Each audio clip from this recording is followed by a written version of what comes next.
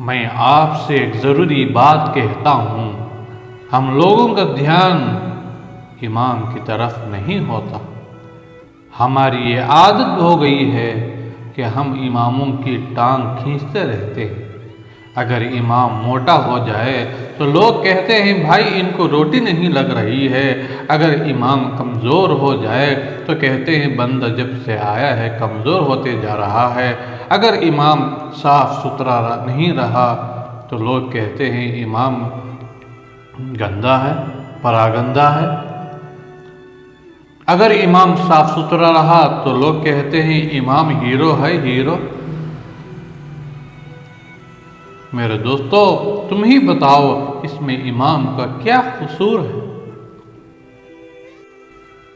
امام موٹا ہو جائے تو پریشانی، امام کمزور ہو جائے تو پریشانی، امام تھوڑا صاف ستھرا نہ رہے تو بھی پریشانی، امام کے کپڑے میلے ہو تو بھی پریشانی۔ کبھی لوگ ان کی تنخواہ پر نگاہ نہیں رکھتے، دھیان نہیں دیتے۔ ایک بات یاد رکھو، امام جتنا تمہارا خیال کرتا ہے اتنا آپ کی بیوی بھی نہیں کرتی ہوگی۔ وہ کیسا؟ کوئی آدمی رات کو 12 بجے امام کے گھر کے پاس جا کر کہے حضرت بچہ رو رہا ہے، دم کر دو۔ اتنا کہتے ہی امام آپ پر برستا نہیں، گالی نہیں دیتا، غصہ نہیں کرتا۔ ایسی حالت میں چاہے سردی ہو یا گرمی، جا کر وضو کر کے آپ کے بچے پر دم کرتا۔ اگر تم 12 بجے بیوی کو اٹھاؤ تو سر پکڑ لے گی، کہے گی کیسی نصیب ہے میری، جب سے اس گھر میں آئی ہوں نہ دن میں سکون نہ رات میں آرام ہے۔ ایسی عجیب حالت ہے آج کی۔ ذرا غور کرو، ایک مہینے میں ازدواجی زندگی کا معمولی خرچہ کم از کم 15,000 ہوتا ہے، وہ بھی ایسی مہنگائی کے دور میں۔ بعض کا اس سے بھی زیادہ بھی ہوتا ہے۔ آپ نے کبھی سوچا ہمارے امام کی تنخواہ کتنی ہے؟ صرف 4-5 ہزار یا زیادہ سے زیادہ 7,000 روپیہ ہے۔ کبھی غور کرے ان کا گزارا کیسا ہوتا ہے، ان کے بیوی بچوں کا خرچہ کیا ہے، گھر کا کیا ہے، دوائی کا کیا ہے۔ آج کے زمانے میں کوئی 15-20 ہزار کماتا ہے تو اس کو بھی قرضہ لینے کی ضرورت پڑتی ہے۔ میرے عزیزو، تم ہی بتاؤ، 4-5 ہزار مہینہ لے کر 24 گھنٹے ڈیوٹی کرتا ہے، اس کا کیسے گزارا ہو رہا ہوگا؟ اس لیے ہم سب کو دھیان دینے کی، توجہ دینے کی ضرورت ہے۔ وقت بھی بہت کم ہے ورنہ باتیں بہت ہیں۔ امام کی محبت لوگوں کے دلوں میں پہلے بہت تھی، اب بھی ہے لیکن اتنی نہیں ہے۔ کہیں بھی اماموں کی حالت، ان کی پریشانی دیکھتا ہوں یا سنتا ہوں تو مجھے بہت تکلیف ہوتی ہے، کبھی رونا بھی آتا ہے۔ آج لوگوں نے اماموں کی ایسی حالت بنا دیے ہیں۔ امت کے پیارے بھائیوں، آج لوگ اماموں پر نکتہ چینی کرتے ہیں۔ پائجامہ دیکھو امام صاحب کا کیسا ہے، آنکھوں کا سرما دیکھو امام صاحب کا کیسا ہے، ٹوپی دیکھو امام صاحب کی کیسی ہے ٹیڑھی، بال دیکھو امام صاحب کے کیسے ہیں۔ کہتے ہیں ذرا دھیان دو، امام صاحب سلام کرتے ہیں یا نہیں؟ ذرا ٹھنڈے دل سے سوچو، یہ آپ کے غلام تھوڑے ہی ہیں، یہ آپ کے نوکر تھوڑے ہی ہیں۔ ہونا تو چاہیے تھا کہ میری مسجد کا امام میرے سامنے سے گزرے تو میں خود سلام کروں۔ میرا امام، میری مسجد کا امام میرے سامنے سے گزرے، اگر میں بیٹھا ہوں تو کھڑا ہو جاؤں ہاتھ باندھ کر، یہ میرا مقتدی ہونے کا حق ہے۔ اگر امام ایک ہفتہ چھٹی میں چلا جائے، نہ رہے تو نکتہ چینی کرتے ہیں، طرح طرح کی باتیں کرتے ہیں۔ اگر وہی امام کسی کو پوچھے بھائی کہاں نظر نہیں آ رہے ہو 2-3 دن سے، کہاں چلے گئے ہو، یا فجر میں کہاں گئے تھے؟ اتنا پوچھتے ہی ہم ان سے ناراض ہو جاتے ہیں، کہتے ہیں امام صاحب نے میری بے عزتی کر دی، 4 لوگوں کے سامنے بولتے ہیں۔ اگر وہی امام ایک وقت کسی مجبوری میں نہ آئے تو جو جمعہ میں 1 مرتبہ مسجد کو آنے والا ہے یا سال میں صرف 2 عید کو آنے والا ہے، ایسے لوگ پوری مسجد، پورا محلہ، پورا گاؤں ہنگامہ کر دیتے ہیں۔ میرے عزیز دوستو، کیا امام کو بیوی بچے نہیں ہیں؟ کیا امام کو رشتہ دار نہیں ہیں؟ کیا امام کو سسرال نہیں ہے؟ کیا امام کو نانیال، امام کو دادیال نہیں ہے؟ کون نہیں ہے امام کو؟ چچا ہے، ماموں ہے، سب رشتہ دار ہیں۔ تم ہی سوچو، کہیں کسی کا انتقال ہو جائے تو امام کو جانا ہوتا ہے یا نہیں؟ کسی کو کوئی بچہ پیدا ہو جائے تو جانا ہوتا ہے یا نہیں ہے؟ کسی تکلیف میں یا طبیعت کسی کی خراب ہو جائے تو عیادت کے لیے جانا پڑتا ہے یا نہیں ہے؟ ہزاروں ذمہ داریاں امام کے ساتھ ہوتی ہیں۔ اگر 1-2 دن امام نہ رہے تو بے وجہ ڈانٹتے ہیں، طرح طرح کی باتیں کرتے ہیں۔ ہونا تو یہ چاہیے تھا کہ ہر مسجد میں ایک امام اور ایک نائب امام ہوتا۔ اگر امام کسی وجہ سے نہ آئے تو نائب امام سنبھال سکے، اور اماموں کی تنخواہ بھی بڑھانا چاہیے۔ یہ ایک دم بڑھانا مشکل ہوتا ہے، اس کی آسان ترکیب بتاتا ہوں۔ کسی بھی مسجد میں جب امام صاحب بیان دیتے ہیں تو ان کے بیان کے بعد آپ میں سے ہر ایک 50 روپے بھی دیں گے تو 1000 روپے ہوں گے۔ کتنے ہزاروں روپے ہوں گے؟ ان کی بیوی بچے کھا کر تم کو دعا دیں گے۔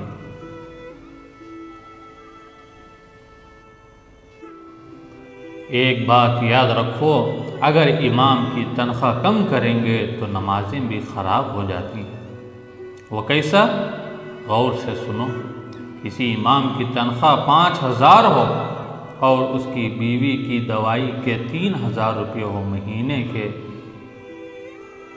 روزانہ 100 روپے ہوتے ہیں، اب باقی رہے 2000 روپے، اس میں گیس سلنڈر بھی ہے، تیل بھی ہے، نمک مرچ بھی ہے، سب چیزیں ہیں۔ ذرا غور کرو، جب امام مسجد کے مصلی پر کھڑا ہو نماز کی نیت کر کے ثنا پڑھنے کے بعد دل میں خیال آتا ہے، ارے کوئی مرتے تو نہیں، 40واں ہوتا، کچھ پیسے ملتے، خرچہ چل جاتا، کسی کی شادی ہوتی تو نکاح پڑھاتا، کچھ پیسے ملتے۔ دیکھو امام کھڑے ہیں مصلی پر پڑھ رہے ہیں 40واں، امام کھڑے ہیں مصلی پر پڑھ رہا ہے نکاح۔ اللہ کی قسم کھا کر کہتا ہوں، اگر ہم اپنے اماموں کی تنخواہ معقول رکھیں گے، اگر ان کی تنخواہ اچھی دیتے تو ہمارا امام جہاں ہوتا نیت بھی وہیں کی ہوتی، اگر ہمارا امام جہاں ہوتا اس کا دل بھی وہیں ہوتا، جہاں امام ہوتا اس کا دل بھی، اس کا خیال بھی وہیں ہوتا۔ ان کو تنخواہ بڑھایا کرو، ان سے ملا کرو۔ تم ہر مہینہ ہزاروں روپے کماتے ہو، یہ نیت کر لو کہ میری طرف سے امام صاحب کو ہر مہینہ 200 روپے، 300 روپے یا 500 روپے دوں گا۔ اس مسجد کے اطراف میں کتنے گھر ہیں؟ 600 گھر ہیں، تو ہر گھر سے 200 روپے بھی دیں گے تو کتنا ہوگا؟ تم ہی حساب کرو۔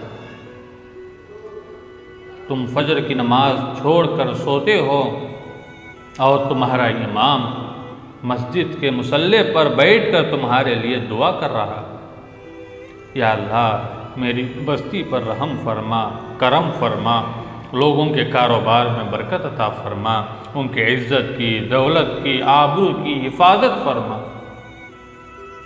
ایسے امام کی تم غیبت کرتے ہو، ایسے امام کو تم برا بھلا کہتے ہو۔ ایک آدمی ایسے ہی پیچھے پڑا تھا تو ایک دن امام صاحب اس کو پکڑ لیے اور اس سے پوچھے فجر کی نماز پڑھے ہیں؟ تو اس نے کہا ہاں۔ پوچھے کتنی رکعت پڑھے؟ ان بولے 10 رکعت۔ صبح کی 10 رکعت ہوتی ہے؟ پھر بولیا چلو 15 کر لو، چلو 20 کر لو۔ اب امام صاحب غصہ آ گیا، کہنے لگے خاموش ہو جا، پٹ جائے گا۔ منہ چڑھاتے ہوئے لٹکاتے ہوئے گھر گیا۔ بیوی نے کہا کیوں منہ لگا کے آئے ہو؟ کیوں ایسا منہ لٹکاتے ہوئے آئے؟ کیوں ایسا منہ لٹکاتے پھرتے ہو؟ بولا تو اس نے کہا امام صاحب پکڑ لیے اور پوچھے فجر پڑھے کیا؟ میں نے کہا ہاں۔ کتنی رکعت پوچھے تو میں نے کہا 10 کہا۔ بہت خطرناک امام ہیں، مانتے ہی نہیں۔ بیوی کہنے لگی تم بھی تو پاگل ہو، 4 بولتے تو کیا ہوتا؟ پھر اس نے کہا تو صحیح مجھے پٹوانے کے کام کر رہی۔ جو امام 10 15 20 25 رکعت کو نہیں مانتا ہے، 4 کو کیسے مانے گا؟ میرے دوستو، اماموں کے قریب جاؤ، ان کا خیال کرو، خیریت پوچھو، مسئلے مسائل ان سے معلوم کرو، ان سے دعائیں لے لو۔ ایسا کرنا کوئی مشکل کام نہیں ہے۔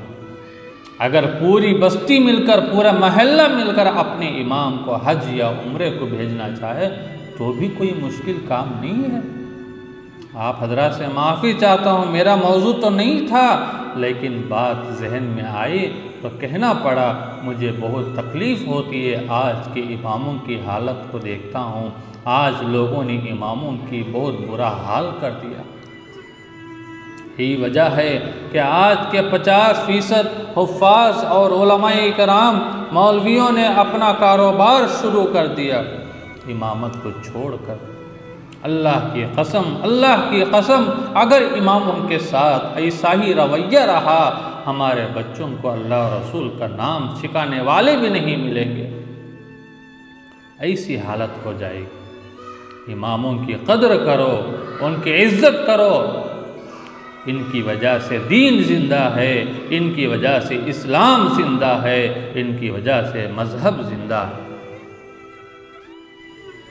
میرے عزیزو، آج ہماری قوم سب کچھ برداشت کرتی ہے، لیکن جب نکاح کا نمبر آتا ہے، امام صاحب 3000 روپے لیتے ہیں تو کہتے ہیں کون سی کتاب میں لکھا ہوا ہے ایسا لینے کا؟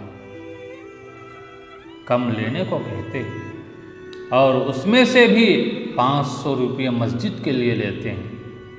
شریعت کا مسئلہ ہے، نکاح پڑھانے کے جتنے پیسے ملتے ہیں سب امام کے ہوتے ہیں۔ اگر جبراً اس سے مسجد کے لیے لیں تو قیامت کے دن جواب دینا پڑے گا اور قرضہ چکانا پڑے گا۔ بعض تو عید کے موقع پر امام کے نام سے پیسے وصول کرتے ہیں، 40,000 50,000 روپے، اور امام کو 7 یا 8,000 روپے دیتے ہیں، باقی سب بچا لیتے ہیں۔ اگر کوئی پوچھے کہ امام کے لیے وصول کیے ہیں پورے ان کو دے دو، تو کہتے ہیں مسجد میں اور بھی کام کروانا ہے۔ خیر، کوئی بھی شاخ تمنا ہری نہیں ہوگی، تیرے بغیر بسر زندگی نہیں ہوگی۔ جو دوسروں کو اندھیرے میں دیکھنا چاہے اس کے گھر میں کبھی روشنی نہیں ہوگی۔ دعا کرو اللہ تعالی ہم سب کو اپنے اماموں کی قدر کرنے کی توفیق عطا فرمائے، ان سے رابطہ اور ضابطے میں رہنے کی توفیق عطا فرمائے، اور ان کا اچھا برا خیال کرتے ہوئے ان سے ہر ضرورت، ہر مسئلے کو، ہر چیز کو سیکھنے کی توفیق عطا فرمائے اور ان کی بد دعاؤں سے اور اہل علم کی بد دعاؤں سے ہم سب کو اور پوری امت کو بچنے کی توفیق عطا فرمائے۔